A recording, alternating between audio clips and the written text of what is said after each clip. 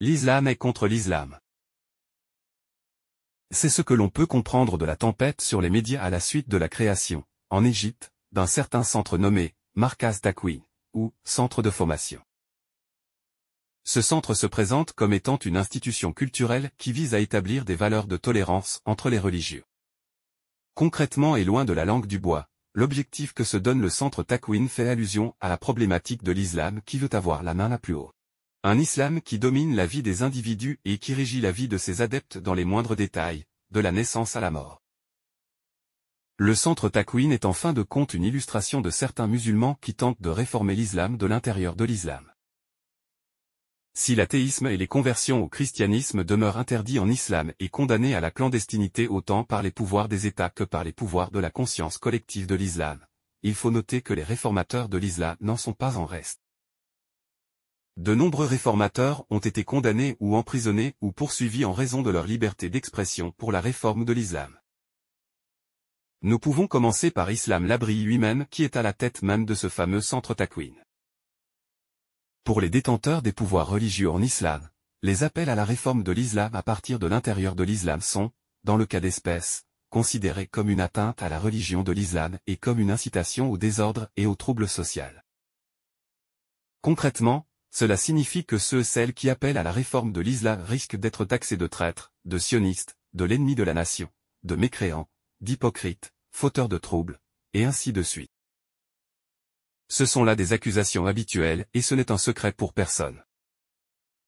Dès lors, il est normal que la création du dit centre de formation suscite une avalanche de remous et de tensions au sein des traditionalistes et au sein des médias sociaux. Voici l'un des passages d'un ardent orateur dont le discours n'est en fait qu'un appel à la masse et au populisme par l'instrumentalisation d'un hadith attribué au prophète de l'islam. L'orateur dit au début de son discours, le discours que je traduis comme suit, afin de le rendre moins rhétorique et moins allusive, mais plus concret et plus explicite. Le prophète a dit à leur sujet, allusion faite à ceux qui appellent à la réforme de l'islam.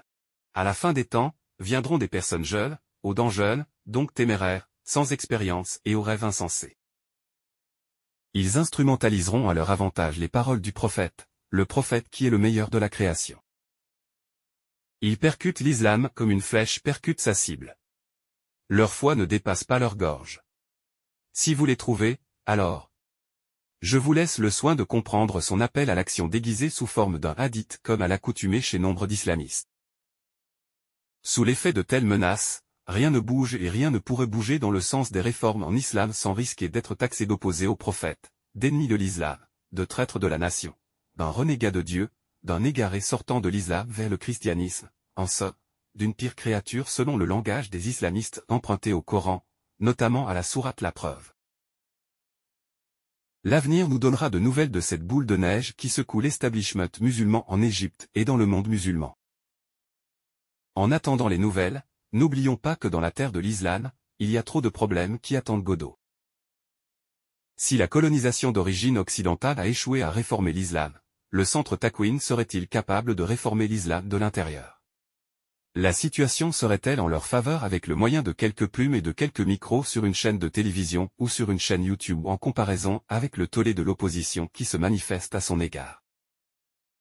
D'autant plus, n'oublions pas que le centre Takwin n'est encore qu'un projet qui n'a rien de solide et de monolithe jusqu'à présent. Comme dit l'adage anglophone. We wait and see. Nous attendons et nous verrons. En attendant, l'islam ira-t-il en guerre contre l'islam? À la prochaine les amis.